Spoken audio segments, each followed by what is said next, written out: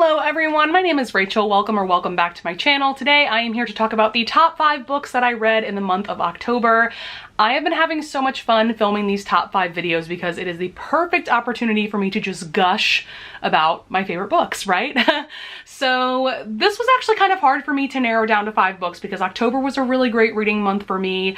I definitely dove headfirst into the spooky season. I was reading a lot of like horror and spooky romances, thrillers, things like that, and I found some really great books in October. So it was not easy for me to narrow it down to 5, but I finally did, and the first book that I want to talk about is Good Girl, Bad Blood by Holly Jackson. This is book 2 in her Good Girl's Guide to Murder series. If you recall, in September, the first book, A Good Girl's Guide to Murder, was in my top 5 for that month. So clearly I'm a huge fan of this series. Also with these top 5 videos, I just want to point out that I'm not going to talk too much about the plots of these books because I delved into that a lot in my monthly wrap-ups, my mid-month and my end-of-the-month wrap-ups. So you can definitely check out those videos. I will have them linked up in the cards above if you want to hear me talk about the plots, or you can go on Goodreads, whatever you want to do. But yeah, this is book 2. Going into this, I wasn't really sold on the plot at first because basically this book picks up right where the first book left off. Basically our main character Pip, she solved a murder, and now in the very beginning of this installment, she has created a true crime podcast where she investigates cold cases. Basically, a brother of one of her friends goes missing, and at first I wasn't sold on that plot just because I had like no connection to that character, and so I was just like, wait, why should I care about this character? But by like the 20, maybe even the 15% mark, I was so captivated by the story. I love the format of how these stories, like how especially these first 2 books are told, because we get to see interviews from different people that Pip interviews for the podcast, and the audiobooks in particular are just they are everything, guys. If you decide to pick up the series, please go with the audiobooks because we have a full cast of narrators. You really feel immersed in the story. At some points you will really feel like you are listening to an actual true crime podcast, and I feel like it's really hard to do middle books of a series well because this is book 2 in a trilogy. It's very easy for that second book to fall into the filler book syndrome, and this one really does not. This book has a unique feel and vibe from the first book, but it also fits in really well with the first book. I did also read the third book, which is As Good as Dead, this past month, and I loved that one as well, but I think I loved this one just a little bit more. Next book that I want to talk about is Scream for Us by Molly Doyle. This is a romantic suspense, erotic thriller, reverse harem novella. There's a lot going on for sure. And to be completely honest with you guys, I definitely went into this novella thinking that it was going to be trash, for lack of a better word, because at this time in October, I was just reading a bunch of like ridiculous and over-the-top Halloween erotic novellas, and I thought that this was going to be more of that. And it really wasn't. This book totally took me by surprise, totally blew me away. Cannot recommend it enough. This is about our main character, Quinn. It does take place on Halloween. She goes to this party, she meets these 3 guys. They're dressed as different like horror movie characters. One of them is like Ghostface from Scream. We've got Michael Myers, Jason Voorhees, and they have some spicy times together. This has a lot of different kinks involved, like praise and degradation, mask kink. Also has horror movie vibes. That's one of the things that I loved so much about this novella, is that it was like the perfect amount of messed up. Because at one point we realized that these 3 guys are all psychos, and the second that Quinn tells them how much she was bullied in school, they decide to go murder these people, and things just quickly become very chaotic in the best way possible. So this is literally the perfect reverse harem novella to read for spooky season. It totally put me in the mood for Halloween. I could totally read another full novel about Quinn and her harem. I'm just absolutely obsessed. Next up, I have to talk about Don't Hex and Drive by Juliet Cross. This is book 2 in her Stay a Spell series. I just love this world so much. I love the cast of characters that we center around, because basically this takes place in New Orleans.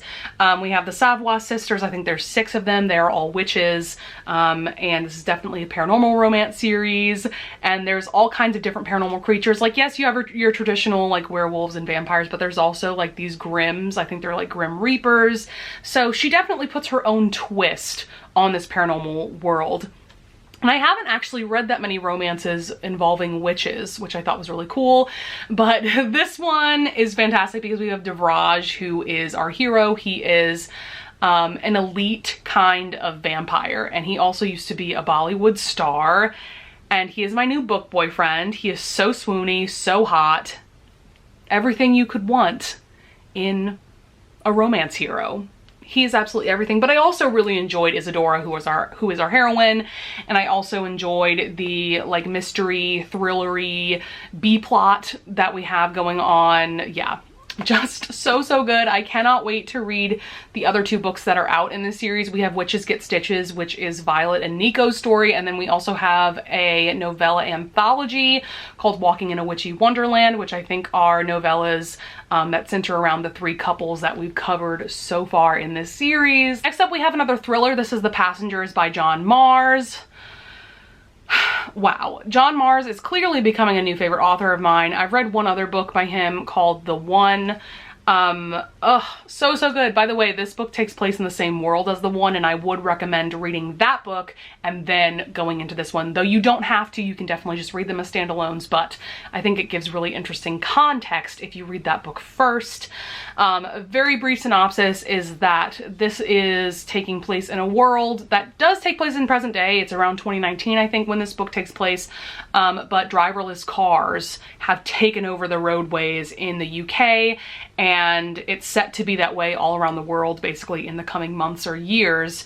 And so we've got, I believe, 6 major characters that we're following, that they each get into a separate driverless car because they have a set destination to go to, and then this voice comes over the radio in the car and tells them that they are actually going to the destination that they decide, and that in 2.5 hours all of these people will be dead. I also want to briefly mention that we have a main character, Libby, I believe that's her name, and she's put on this committee that decides whether car accidents are the driverless car's fault or the human victim's fault. And that also has some very interesting discussions involved.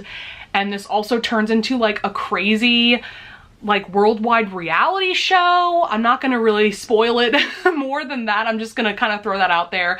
But the reason why I love this so much was that you are literally on the edge of your seat from page 1 to the very end. John Mars does not let you go with this book.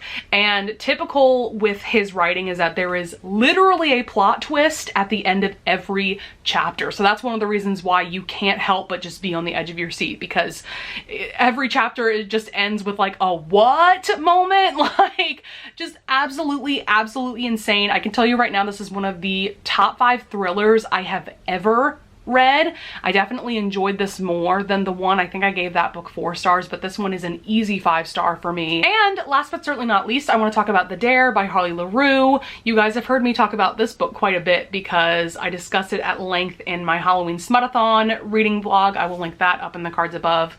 I also talked about Don't Hex and Drive in that vlog as well. Just to briefly summarize what's going on, because like I said, I've already talked about this book a lot, is that we have Manson and Jess. Jess used to essentially bully Manson when they were in high school. Now, a few years later, they're at this Halloween party.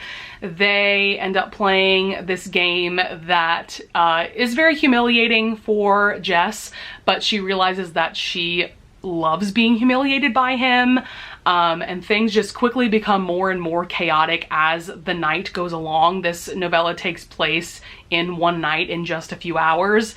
And what I loved so much about this novella is that this was one of those books where, as I was reading it, First of all, I was just kept on the edge of my seat, especially during the game of beer pong that they play at the very beginning, where they're daring each other to do different humiliating things, because I just couldn't wait to see what the next dare would be and like how the story would escalate. This is one of those books that as I was reading it, I also like just completely forgot about what was going on in my life. I was so zeroed in and so captivated and so enthralled with the writing and with the story that life just didn't exist. All that existed was this story and these characters. And I am so pumped that Harley LaRue is planning on writing a full-length novel about Manson and Jess and the losers who are Manson's best friends. It sounds like it's going to be a reverse harem, a great time. I'm so excited because at the end of reading this novella, I even put in my Goodreads review that I hoped that there would be a full-length novel about these same characters, because I just feel like we didn't get their full story, and I'm so glad that Harley LaRue is planning on following up with these characters. So yes, it's very dark, yes, it's very taboo. This was banned on Amazon, so the only way you can buy a Kindle compatible version of this book is through Eden Books. I will leave that link down in the description below. It was only $3.99, it was worth every penny. I still think it's laughable that this was banned on Amazon, because I've read things that are just as taboo on Amazon that are not banned. So I'm just gonna leave it at that. But that is going to be it for my top 5 favorite reads of October. I hope that you enjoyed. I would love it if you would leave a comment down below if you want to tell me about some of your absolute favorite reads from October. I would also love it if you would leave a like and subscribe. And I thank you so much in advance if you do. And I will see you guys in the next video. Bye!